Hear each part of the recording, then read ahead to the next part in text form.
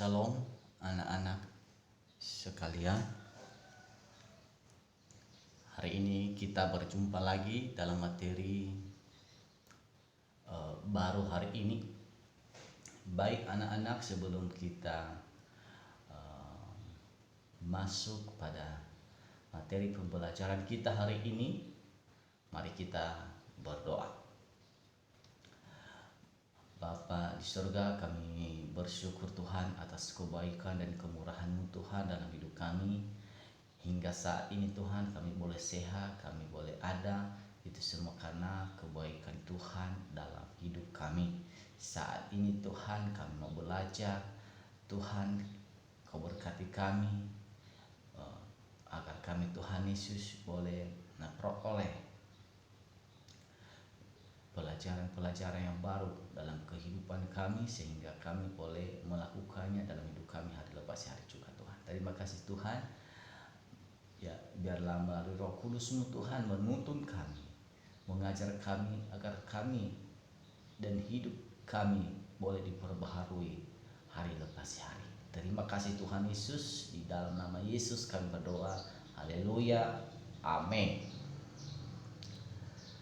Baik anak-anak, pada hari ini kita belajar dari topik baru kita. Ya, kita melihat di sini bahwa materi pokok kita yaitu Roh Kudus membaharui gereja. Sebagai bahan Alkitab terambil dari Yeremia pasal 31 ayat 31 sampai 33. Kisah Para Rasul nanti pasal 2 ayat 17 sampai 19. Galatia 3 ayat 26 sampai 29.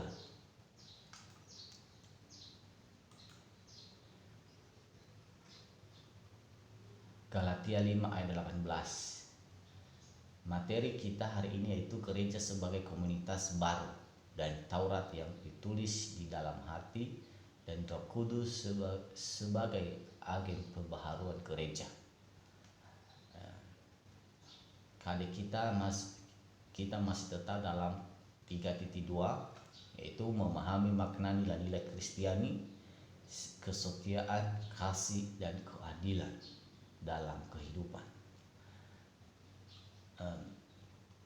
Sebagai tujuan pembelajaran ini, yaitu selama dan setelah mengikuti proses pembelajaran, mengamati, menanya, mengeksplorasi, menganalisis, dan mengkomunikasikan peserta didik diharapkan dapat menjelaskan bagaimana Roh Kudus berperan dalam terbentuknya gereja perdana itu. Kedua, menunjukkan beberapa contoh tentang gereja sebagai komunitas baru yang inklusif atau terbuka terhadap orang-orang yang ditolak masyarakat. Menyusun langkah-langkah untuk menjadikan gerejanya lebih inklusif. Baik, kita masuk pada materi. Ya. Sebelum kita masuk pada materi, anak-anak mungkin pada materi sebelumnya, yaitu tentang cinta kasih yang mendamaikan. Nah, kalau hari ini ada bertanya, silakan ditanya, dan kalau ada yang tidak mengerti bisa ditanya. Kalau sudah mengerti, ya puji Tuhan. Ya. Baik anak-anak, kita teruskan materi hari ini. Ya. Bagian A, yaitu dalam kehidupan manusia sehari-hari perlu ada pembaharuan, ya, agar kehidupan manusia dapat mengalami kehidupannya sejahtera dan aman. Dalam materi hari ini kita akan membahas tentang beberapa tokoh-tokoh pembaharuan gereja. Ya. Tokoh pembaharuan gereja pertama kita bisa lihat di sini yaitu Peter Waldo. Pada tahun 1140 sampai 102 18, Peter ini pertama-tama mengajarkan kehidupan yang radikal. Nah, awalnya dia mengajarkan kehidupan yang radikal. Nah, setelah dia melihat ada temannya yang mati secara mendadak. Nah, ketika peristiwa ini dia melihat hal ini, akhirnya Peter Waldo ini dia mulai menyerahkan segala harta miliknya kepada istrinya, dan dia fokus untuk mau melayani, atau dia terjun di dalam kepenginjilan, atau dia mulai ceramah kepada masyarakat umum pada saat itu. Dan dia mengajarkan pertama-tama dia kutip dalam Matius pasal 6 ayat 24 itu, dia berkata bahwa orang Kristen itu harus hidup sederhana dan tidak boleh mengabdi kepada dua tuan, atau mengabdi kepada Allah dan kepada Mammon. Maksudnya daripada ini adalah kalau orang Kristen itu mau percaya kepada Tuhan, berarti percaya saja kepada Tuhan, dan tidak boleh kita lagi harus mengabdi kepada Mammon. Mammon ini adalah harta duniawi atau kekayaan dunia. Nah, itu yang diterapkan oleh Peter Waldo ini kepada masyarakat pada saat itu, supaya kehidupan masyarakat itu mereka menjalani kehidupan yang sederhana seperti Tuhan Yesus, ya. Nah, pada sekitar 150 tahun sesudah masa Peter Waldo di Ceko itu, muncullah seorang tokoh terkemuka yang bernama Jan Hus, ya.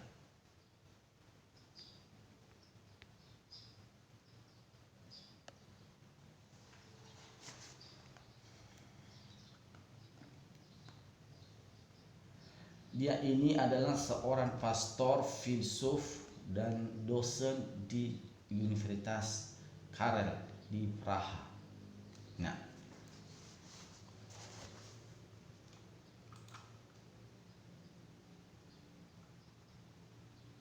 dan dia juga adalah seorang murid dari gurunya yang bernama Wycliffe.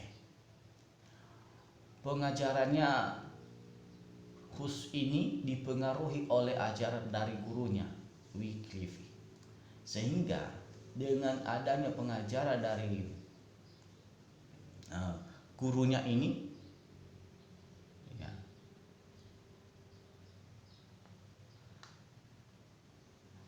mereka mulai mempertanyakan tentang hak gereja atas kuasa duniawi dan kekayaan gereja. Ada seorang paus telah menuntut bahwa hak milik gereja-gereja di Inggris adalah milik paus. Nah, ketika paus ini menjelaskan itu, maka Wycliffe atau guru daripada Hus ini sangat tidak menyetujui tuntutan seperti itu. Menurutnya harta milik gereja adalah milik gereja, ya. Gereja seharusnya tidak memiliki harta duniawi. Gereja harus menjadi miskin dan sederhana seperti gereja pada masa Perjanjian Baru. Lalu setiap hari paus ini dikritik secara tajam oleh Wycliffe. Menurutnya paus dan konsili seharusnya berada di bawah hukum Allah, karena Kristuslah kepala gereja. Oleh karena Kristus tidak pernah mentahbiskan paus, maka paus tidak mempunyai kekuasaan dari Kristus. Bahkan sampai puncaknya, Wycliffe menyebut paus sebagai si antikristus. Nah, dengan ini karena Hus ini juga mengajarkan ini juga, dan karena pengaruh daripada gurunya, sehingga Hus ini akhirnya dia ditangkap dan dia dijatuhkan hukuman mati. Dia dibakar di tiang, ya. Dia dibakar di tiang karena dianggap ajaran sesat yang bertentangan dengan doktrin gereja pada waktu itu. Setelah kematiannya, para pengikut Hus memberontak melawan gereja pada waktu itu dan terlibat dalam perang Husim yang berlangsung sebanyak 5 kali. 1 abad kemudian, sekitar 90% penduduk Ceko menjadi pengikut ajaran Hus dan para penggantinya. Nah, ini yang luar biasa sekali ya. Kita juga bisa melihat dan membuktikan ini bahwa di setiap para penginjil itu meninggal, dan di situ banyak perkembangan di sana. Ya, banyak orang Kristen yang bertumbuh dan mereka bisa menjadi pemerintah Injil kembali. Ya.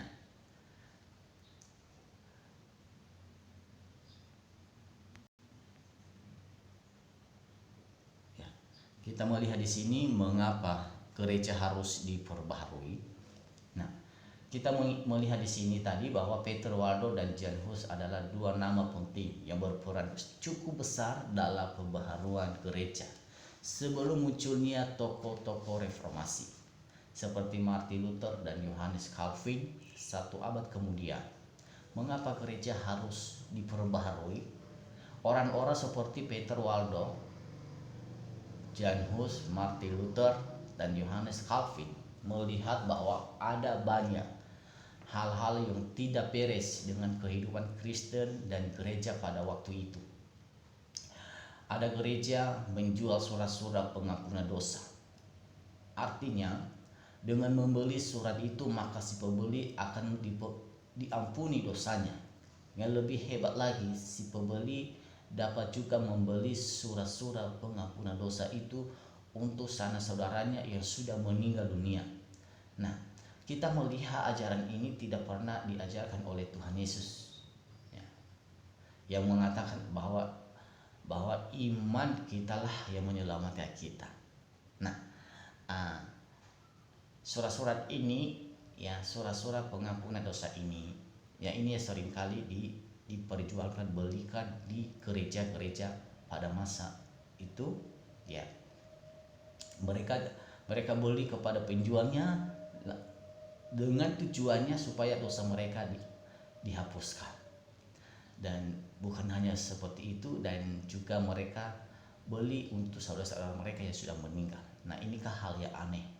Nah, kita tahu bahwa pengajaran Tuhan Yesus kepada kita, Dia hapus dosa kita itu yaitu melalui darahnya, ya, melalui darahnya yang tercurah di atas kayu salib. Itulah cara Tuhan Yesus untuk mengampuni dosa kita, yaitu dia disalib dan darahnya tercurah.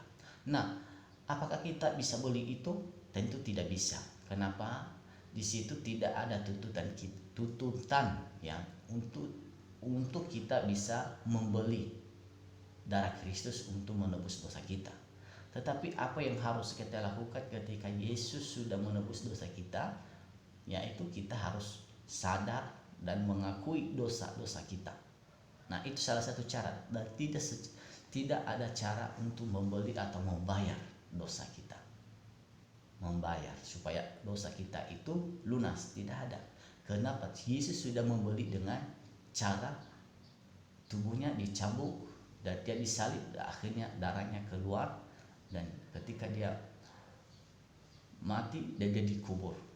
Nah, itu suatu pembuktian bahwa Yesus sudah membeli darah kita itu. Kenapa Yesus melepaskan kita? Karena metode ini tidak benar. Karena melalui surat bisa menghapus dosa manusia. Ya. Kita melihat di sini di dalam gambar ini adalah surat pengampunan dosa atau yang disebut sebagai indulgensia. Nah, ini ajaran ya gereja-gereja pada masa dulu, sekalipun mereka sudah kenal Yesus, tetapi mereka masih menjual ini. Nah, bagi anak-anak ya terkasih, jika hal-hal ini keluarga masih melakukan, ya bahwa beri pemahaman baru, beri pemahaman supaya mereka memperbaiki hal-hal seperti ini. Kenapa? Karena dosa itu dihapus hanya oleh darah Yesus, bukan hanya karena membeli surah pengampunan dosa. Ya, semoga anak-anak bisa memahaminya. Baik, kita masuk di bagian B. Ya.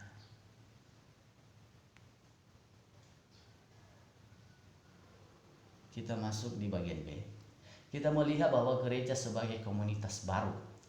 Perubahan yang dahsyat terjadi pada waktu gereja perdana terbentuk. Kita bisa nanti melihat pada Kisah Para Rasul 2, para murid Tuhan Yesus pada hari Pentakosta, yaitu hari pencurahan Roh Kudus. Para murid-murid ini kita bisa ketahui adalah orang-orang yang sederhana. Kebanyakan mereka adalah dari nelayan dan pendidikannya mereka rendah. Nah,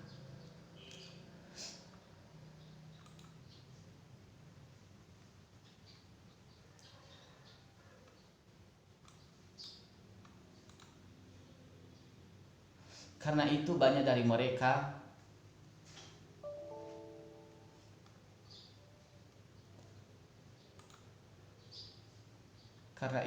dari mereka yang sangat ketakutan ketika Tuhan Yesus dihukum mati.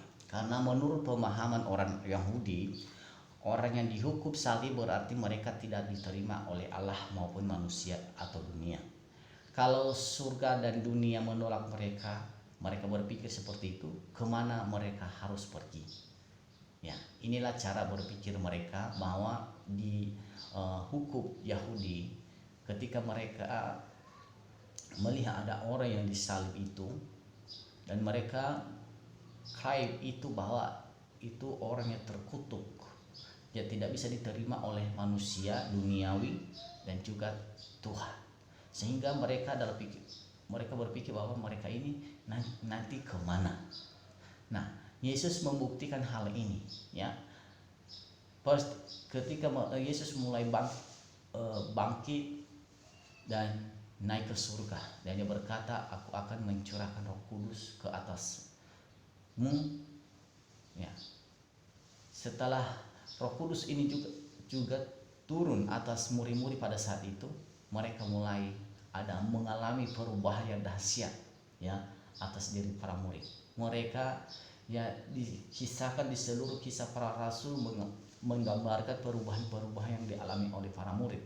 Misalnya dalam Kisah Para Rasul pasal 2 ayat 1. Akhirnya ketika Roh Kudus turun atas mereka mulai tidak takut lagi akan ancaman-ancaman yang mungkin akan datang. Dan kenyataannya memang ancaman-ancaman itu terus-menerus muncul. Bahkan sampai sekarang ini juga kita melihat gereja-gereja ada yang dibom, ada juga yang penginjil dibunuh dan segala macam. Nah, bahwa kita tidak perlu takut dan heran, karena hal ini sudah dialami oleh para murid pada waktu itu, dan demikian juga kepada kita. Kalau kita sudah sudah siap atau kita sudah beriman kepada Tuhan, maka hal-hal ini kita tidak perlu takut. Ancaman apapun itu kita tidak perlu takut, karena kita sudah menerima Tuhan Yesus. Nah, kalau kita tidak menerima Tuhan Yesus sebagai Tuhan dan Juru Selamat kita, nah itu yang membuat kita takut untuk ancaman ini. Nah, kita lihat bagian C. Ya. C ini Taurat yang ditulis di dalam hati. Nah, kita bisa melihat di sini bahwa gereja adalah komunitas umat Allah yang diperbarui. Para pengikut Kristus tidak lagi hidup berdasarkan perjanjian yang lama yang didasarkan pada Taurat, melainkan sebuah perjanjian yang baru yang dimeteraikan Allah di dalam hati kita, seperti yang dikatakan oleh Yeremia. Nanti kita baca di dalam Yeremia pasal 31 ayat 31 sampai 33 itu. Ayat 31 dan ayat 32, sesungguhnya akan datang waktunya, demikianlah firman Tuhan, aku akan mengadakan perjanjian baru dengan kaum Israel dan kaum Yehuda. bukan seperti perjanjian yang telah kuadakan dengan nenek moyang mereka pada waktu aku memegang tangan mereka untuk membawa mereka keluar dari tanah Mesir. Perjanjianku itu telah mereka ingkari, meskipun aku menjadi Tuhan yang berkuasa atas mereka. Demikianlah firman Tuhan. Ayat 33, perjanjian yang kuadakan dengan kaum Israel sesudah waktu itu, demikianlah firman Tuhan. Aku akan menaruh Tauratku dalam batin mereka dan menuliskannya dalam hati mereka. Maka aku akan menjadi Allah mereka dan mereka akan menjadi umatku. Nah, dalam hal ini kita melihat di sini perbedaan Taurat atau Taurat yang lama dan Taurat yang baru yang ditulis di dalam hati manusia. Yang kita melihat di sini bahwa apa itu Taurat yang lama, ya. Kita melihat di sini salah satu contoh, ya. Contohnya, ya. Kita melihat di sini bagaimana hukum yang lama itu bekerja dalam hidup sehari-hari. Di masa Tuhan Yesus, hukum Taurat telah sering digunakan sebagai senjata untuk menindas orang lain. Salah satu contoh hukum perjanjian lama bagi para penderita kusta. Ini salah satu contoh. Dilarang tinggal di kota yang Yerusalem atau kota-kota yang dilindungi benteng. Mereka harus berseru-seru najis, kusta dengan maksud supaya orang lain menjauhkan diri dari mereka. Ketiga, mereka harus menjaga jarak minimal 1,8 meter dari orang lain yang sehat. 4, bila angin bertiup dari arah mereka, jaraknya dari orang sehat harus dijaga minimal 45 meter. 5, bahwa mereka pahami bahwa menyentuh orang kusta sama najisnya dengan menyentuh mayat. Ya, ada kan sama kita di sini.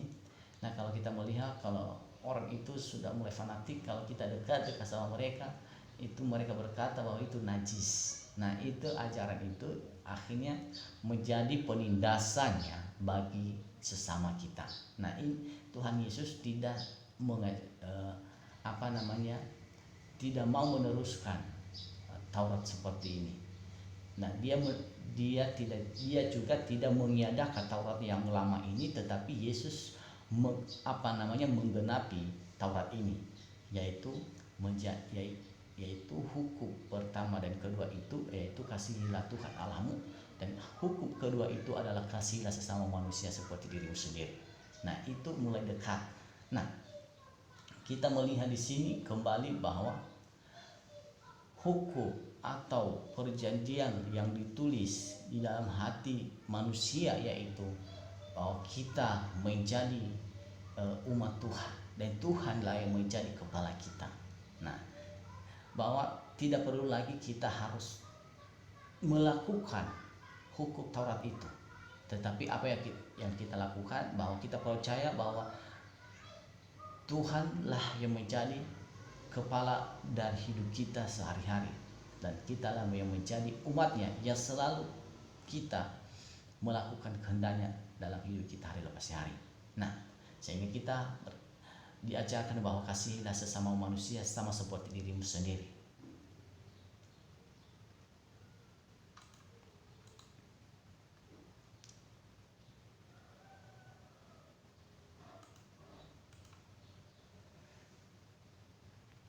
Terus kita masuk pada Roh Kudus sebagai agen pembaharuan gereja.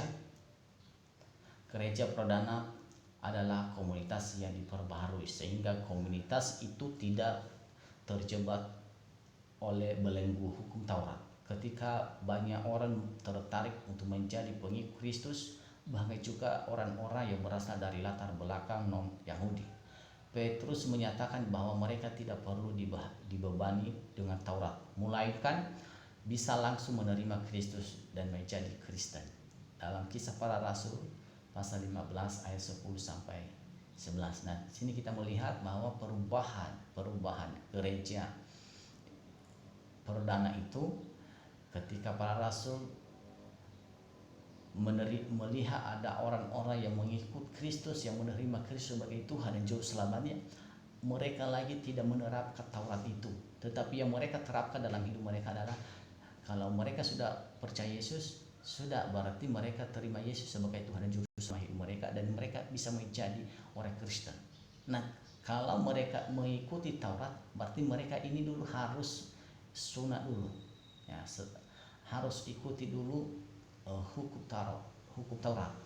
Ya, kita melihat di sini bahwa gereja perdana itu akhirnya mengerti bahwa yang paling utama bukanlah apa yang tertulis di dalam hukum Taurat itu, ya, melainkan jiwanya, yaitu tuntutan supaya umat Allah bertindak adil dan setia kepada Allah, seperti dikatakan dalam Mikha 6 ayat 8. Hai manusia, telah diberitahukan kepadamu apa yang baik dan apa yang dituntut Tuhan daripadamu, selain berlaku adil, mencintai kesetiaan, dan hidup dengan rendah hati di hadapan Allahmu. Nah, ini ya yang perlu kita lakukan dalam hidup kita, yaitu harus melakukan yang baik, berlaku adil, mencintai kesetiaan, dan hidup dengan rendah hati di hadapan Tuhan. Ya, nanti dibaca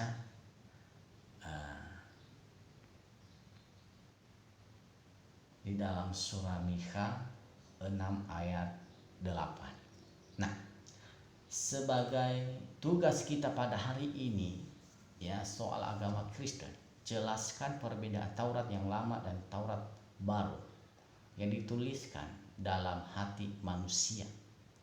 Anak-anak, sampai di sini penjelasan materi kita pada hari ini. Kiranya Roh Kudus menambahkan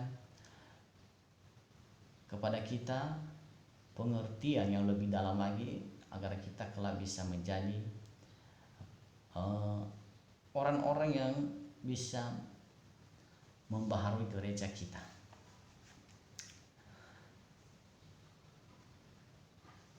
Jaga selalu kesehatan dan jangan terlalu buru-buru dalam mengerjakan tugas ini. Kerjakan baik-baik ini. Kalau tidak mengerti bisa tanya kembali kepada Bapa. Terima kasih, Tuhan Yesus memberkati.